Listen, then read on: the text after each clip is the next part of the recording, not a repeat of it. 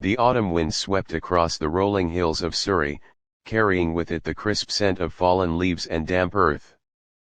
The countryside was beginning to prepare for the long English winter, and yet inside the sprawling, ivy-covered manor of Sir Edward Hafferton, the air promised warmth, laughter, and perhaps, just beneath the surface, something altogether more sinister. Hafferton Manor had stood for centuries, its stone walls bearing witness to countless stories, both joyous and tragic. This particular weekend, the grand old house was hosting a gathering of acquaintances and relatives, an event which, though outwardly convivial, seemed to hum with unspoken tension. Sir Edward Hafferton, a man of 73 years, was the host of the affair. He was tall still, though stooped with age, with a hawk-like nose and piercing grey eyes that missed little. Though respected in his village and well regarded in the county, he was not, by any stretch of the imagination, universally beloved. His fortune, amassed through shipping and land investments, had drawn many into his orbit, and as was often the case with such men, admiration and envy walked hand in hand. As the guests arrived one by one, the house filled with the clatter of suitcases on the marble floor and the echoes of voices down the oak-panelled halls. First to arrive was Lady Margaret Ashworth, Sir Edward's widowed sister, elegant in her furs, her sharp tongue concealed only partly by a polite smile. She had lived abroad for many years and returned to England only recently, her fortune dwindled, her charm intact. Then came Dr. Lionel Carter, a family physician who had attended Sir Edward for decades. He was a man in his 60s, kindly in manner, though his eyes carried the perpetual worry of someone who had seen too many secrets within the sick rooms of England's great houses. Following him was young Charles Hafferton, Sir Edward's nephew, accompanied by his new wife, Evelyn. Charles was a man of ambition but few accomplishments, perpetually balancing on the edge of respectability and ruin. Evelyn, by contrast, exuded confidence and charm, her beauty turning heads from the moment she crossed the threshold. Other guests followed: Colonel Arthur Penrose, a retired army officer with a booming laugh and a rigid sense of honor, Miss Violet Green, a companion to Lady Margaret and an unassuming woman with observant eyes, and finally, Reverend Simon Pritchard, the village clergyman, whose gentle demeanor hid a surprisingly shrewd mind. By early evening, the house was alive with conversation, the fire in the great drawing room casting golden light upon crystal glasses and polished wood. Yet, as with many such gatherings, beneath the laughter and polite exchanges ran undercurrents of rivalry, resentment, and unspoken grievances. Sir Edward himself presided over the gathering with something between satisfaction and suspicion. He had invited them all, of course, but he trusted few. Wealth, after all, had a way of corrupting even the closest bonds.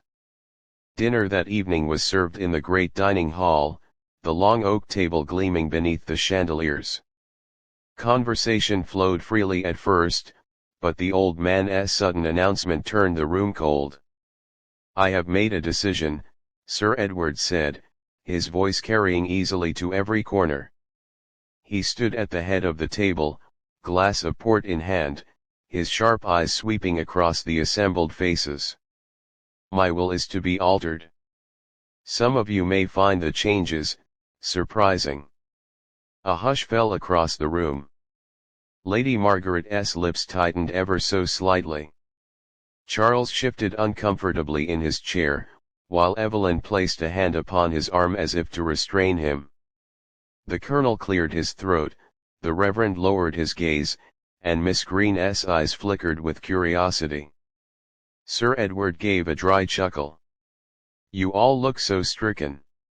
Surely you do not imagine that I intend to take my fortune with me into the grave? No, no, but I have lived long enough to know where loyalty lies and where it does not." The words lingered in the air like smoke. No one dared press him further, but the mood had shifted. The genial atmosphere was gone, replaced by something taut and uneasy.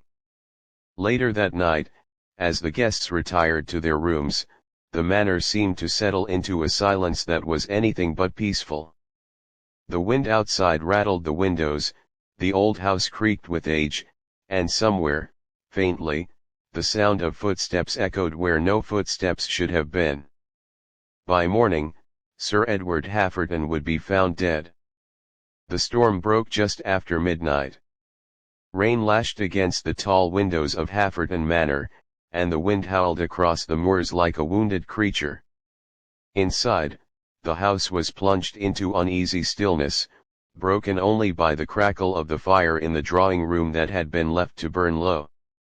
In the corridors above, the guests lay in their rooms, though not all slept. Lady Margaret tossed restlessly, plagued by thoughts of her brother's announcement. Charles and Evelyn argued in hushed tones behind closed doors, their voices sharp, though indistinct. Colonel Penrose, ever punctual even in retirement, had retired early but lay awake, staring at the ceiling, his military mind considering every word of Sir Edward's speech. And in the great master's suite at the end of the hall, Sir Edward Hafferton himself sat at his writing desk, pen scratching across thick parchment. The flickering candle cast a long shadow of his gaunt figure against the wall. He muttered as he wrote, as though arguing with himself or with the ghosts of his past. At 1:30, a sound broke through the storm. A muffled thud, followed by the faintest cry, quickly stifled. Then silence. It was not until morning that the truth came to light. The maid, Alice, was the first to discover it. She entered Sir Edward's chamber at precisely 8 o'clock, as she had been instructed for years. Carrying a tray with his morning tea, she knocked gently on the door. No answer. She knocked again, then pushed the door open. The tray clattered to the floor. Sir Edward lay slumped over his desk, his pen fallen from his hand, the parchment beneath him soaked with spilled ink and something darker. A deep wound marked his temple, the handle of a heavy brass candlestick lying nearby, smeared with blood.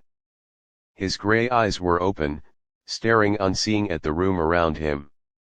Alice screamed, the sound echoing through the house. Within moments, the guests and staff were gathered outside the chamber, faces pale, voices rising in panic. Dr. Carter pushed through the crowd, his bag already in hand. He bent over the lifeless figure, his brow furrowed. After a moment, he shook his head gravely. There is nothing to be done. He is gone. Gasps and murmurs filled the hall. Evelyn clutched Charles's arm dramatically, her eyes darting toward the candlestick on the floor.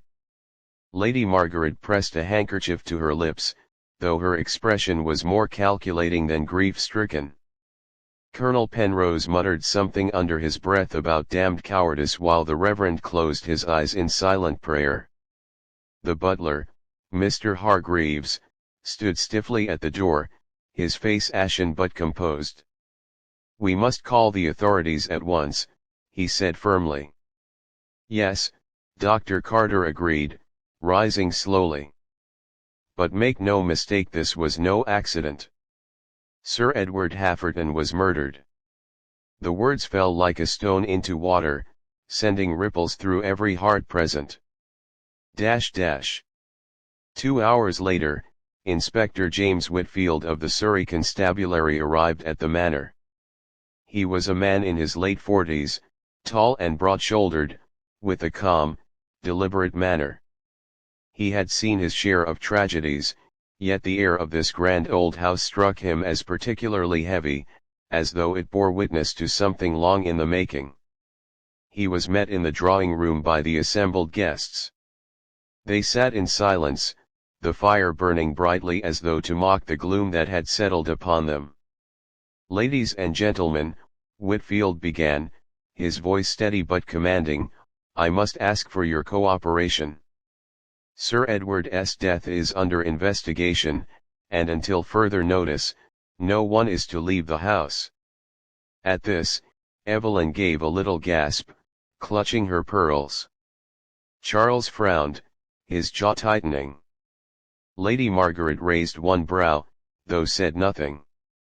The inspector continued. "Dr. Carter has confirmed the cause of death, a single blow to the head, delivered by the candlestick found at the scene. It appears Sir Edward was attacked while working at his desk sometime during the night. There are no signs of forced entry. Which means he let his gaze sweep across the room that the killer is among us." The silence that followed was heavy, suffocating. Colonel Penrose broke it at last, his voice booming. "Then we had better find the scoundrel quickly, Inspector, for there is nothing more foul than murder under one's own roof." Whitfield gave a small nod. "Rest assured, Colonel, we shall. But I must begin at once by questioning each of you in turn. Until then, I ask that you remain calm and truthful. Lies will serve no one here." Miss Violet Green shifted in her chair, her quiet eyes flicking from one guest to another. The Reverend clasped his hands together tightly, as though in prayer, though his gaze was fixed on the inspector. Whitfield looked around once more, his expression unreadable. "I will uncover the truth," he said simply. "For secrets, no matter how carefully hidden, have a way of rising to the surface." And with that, the interviews began. Inspector James Whitfield preferred to work methodically. He was not a man of sudden leaps of intuition, nor did he enjoy theatrics. Instead, he believed in patience, in letting people reveal themselves through small slips of tongue, stray glances, or inconsistencies that, once noticed, could unravel the tightest knot.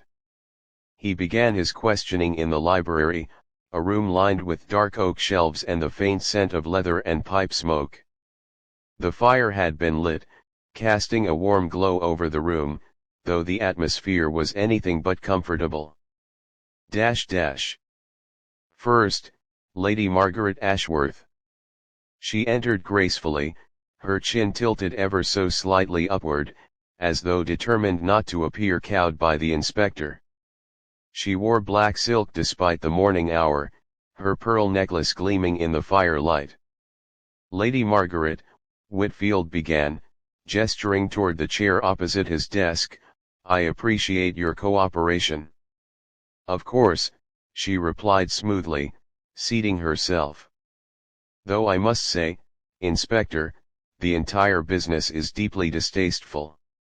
My brother gone, and his house turned into an interrogation chamber." Whitfield's pen scratched across his notebook. "When did you last see Sir Edward alive?" "After dinner," she said. "We all retired not long after his unfortunate announcement." Her lips thinned at the memory. "You seemed troubled by it?" Her eyes flickered. What family member wouldn't he be troubled by talk of Will's? Edward was a difficult man, Inspector. Brilliant in his way, but stubborn and suspicious. Still, he was my brother. I should not like the world to think me heartless." Whitfield let the silence linger until she shifted slightly in her chair. "Did you leave your room last night?" She hesitated. "No." His eyes narrowed. "You hesitated, Lady Margaret." A smile touched her lips, though it did not reach her eyes. "I heard footsteps in the corridor. It unsettled me, but I did not rise to investigate. At my age, Inspector, one clings to comfort more than curiosity." Next, Charles Hafferton. He arrived with Evelyn by his side, though Whitfield quickly instructed that she would be interviewed separately. Charles sat stiffly, his hands clasped tightly together, his knuckles white. "Your uncle's announcement must have been a shock," Whitfield began. Charles gave a bitter laugh. Shock, it was a death sentence for half the people in that dining hall. My uncle liked to toy with us, Inspector. He enjoyed watching us squirm. And you? I had no reason to kill him. His voice was sharp, defensive. On the contrary, Whitfield said mildly, you may have had the strongest reason. You and your wife have financial difficulties, do you not? Charles's face reddened. That's none of your business. Everything concerning last night is my business. Did you leave your room? Charles stopped, glanced toward the door where Evelyn had departed, then muttered, yes. For a few minutes. I couldn't sleep. I went down to fetch a drink from the decanter in the drawing room. Did you see anyone? No, Charles said quickly. The corridors were empty. Whitfield made a note. Too quick. Then, Evelyn Hafferton. She swept in like a stage actress entering her scene, head held high, eyes bright, lips curved in a faint smile. Inspector, she said with perfect poise, I do hope we can put this dreadful matter behind us soon. The strain is unbearable. Whitfield regarded her coolly. Your husband admits he left your room last night. Did you? Charles is restless by nature, she said smoothly. I remained in bed. And yet the maid reported seeing your bedroom lamp still burning after 2 o'clock. For a moment, Evelyn's composure cracked, but only slightly. She leaned forward, lowering her voice. Very well, Inspector. I will tell you what I did not wish my husband to know. I did rise in the night, but only to walk in the corridor. I needed air. I felt suffocated. Did you go to your uncle-in-law's room? Her eyes flashed. Certainly not. Do you think me capable of murder? Whitfield did not answer. He simply wrote another line in his notebook. Colonel Penrose was next. He strode in briskly, heels clicking against the floor, shoulders squared like a man still in uniform. He sat without invitation, glaring at the inspector as though daring him to suggest dishonor. I'll tell you this, Whitfield, the colonel said in his booming voice, I did not kill Sir Edward. The man may have been a cantankerous old devil, but I served alongside braver men than I care to count, and I would not sully my honor with a coward's blow in the night. Whitfield nodded. And yet, Colonel, honor does not shield one from suspicion. Where were you after retiring? In my room. Wide awake. Listening to that blasted storm. And I'll add this, I heard movement around 1 o'clock. Footsteps in the corridor, more than one set, I'd wager. Did you recognize them? No. But I know discipline when I hear it. One pair moved quickly, light-footed, like someone who didn't want to be heard. The other was heavier, slower. That piece of information Whitfield underlined twice. Miss Violet Green entered quietly. She was unassuming, with her plain dress and timid manner, but her eyes were sharp, watchful. You served as Lady Margaret's companion, Whitfield said. What was your impression of Sir Edward? He frightened me, she admitted softly. Not by words, but by presence. He had a way of looking at one, as though measuring one's worth in silence. And last night? I heard voices, she whispered. Raised voices. From Sir Edward's study. But when I opened my door, the corridor was empty. Whose voices? She hesitated. A man's and a woman's angry. I could not distinguish more. Finally, Reverend Pritchard. The clergyman entered with folded hands, his expression solemn. He took his seat and met Whitfield's gaze without flinching. "I must confess, Inspector," he said quietly, "I fear Sir Edward had made enemies even within these walls."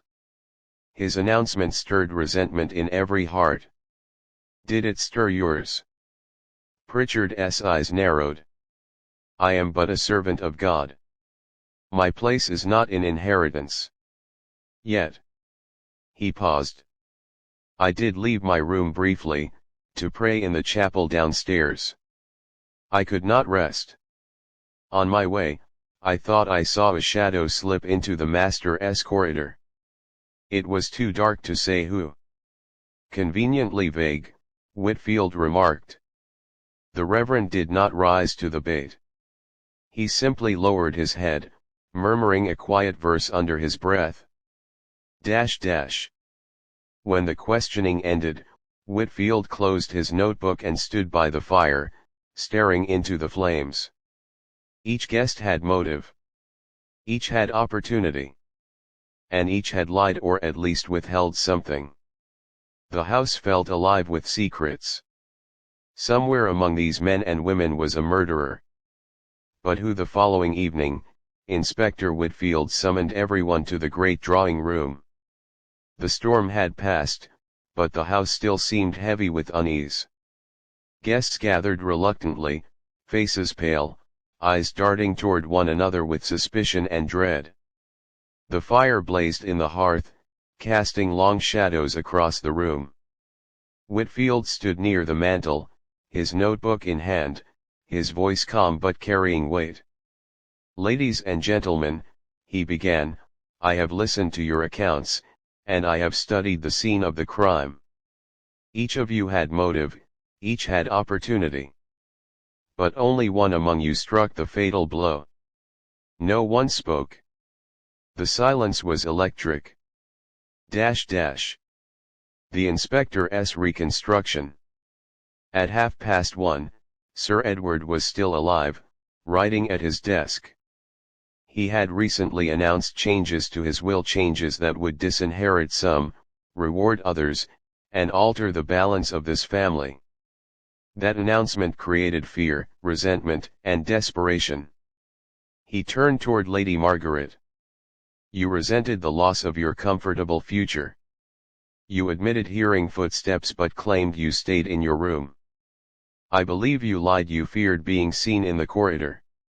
Still, you were not the one who held the candlestick." Lady Margaret's lips tightened, but she said nothing. "Charles Hafferton," Whitfield continued, "you were nearly ruined. Your uncle's fortune was your lifeline. You admit leaving your room, but you insist you saw no one. I believe you were not alone in that corridor." Charles's face flushed crimson. Evelyn shifted uneasily beside him. "And you, Mrs. Hafferton," the inspector said, his gaze sharp, "you claimed restlessness drove you to walk. Yet your lamp burned past 2 o'clock, and Miss Green heard raised voices from Sir Edward's study. Voices of a man and a woman. Yours, Mrs. Hafferton, and your husband's." Evelyn gasped. "That is a lie." "On the contrary," Whitfield said evenly, "it explains everything. You and Charles confronted Sir Edward, perhaps to plead, perhaps to threaten. He refused. Tempers flared. But here lies the crucial point, the blow that killed him was struck not by Charles but by you, Evelyn." The room erupted with gasps. Charles leapt to his feet. "That's impossible. She would never." Whitfield raised a hand. The wound was on the right side of Sir Edward's head. To deliver such a blow, the killer must have stood behind him and been left-handed. Charles is right-handed. Evelyn, however. He looked directly at her. "You are left-handed. Your handwriting in the guest register proves it." Evelyn's composure shattered. Her face drained of color, her hand clutching the arm of the chair as though to steady herself. "It was an accident," she whispered, her voice trembling. "He goaded us, mocked us, said he would leave everything to some charity, that we would be beggars within a year. Charles argued with him, but I could not bear his sneer. I reached for the candlestick. I only meant to frighten him." Charles collapsed back into his chair, his head in his hands. The inspector's voice was steady. "Yet you struck with such force that death was instantaneous. That, Mrs. Hafferton, is no accident. The aftermath." Silence filled the room, broken only by Evelyn's ragged breath. Lady Margaret stared at her niece-in-law with a mixture of horror and triumph. Colonel Penrose muttered a curse beneath his breath. Reverend Pritchard bowed his head as though in sorrowful prayer. Whitfield closed his notebook. "Mrs. Evelyn Hafferton, you are under arrest for the murder of Sir Edward Hafferton." Two constables, who had been waiting in the corridor, stepped forward. Evelyn did not resist as they led her away, though her eyes darted once toward Charles, a look of anger, of betrayal, of something that would haunt him forever. As the door closed behind her, the room seemed to exhale, the tension lifting at last. But for those who remained, life at Hafferton Manor would never be the same. Inspector Whitfield stood by the fire a moment longer, gazing into the flames. Another case closed, another truth dragged into the light. And outside, the autumn wind swept across the countryside once more, carrying with it the whispers of secrets too heavy to keep,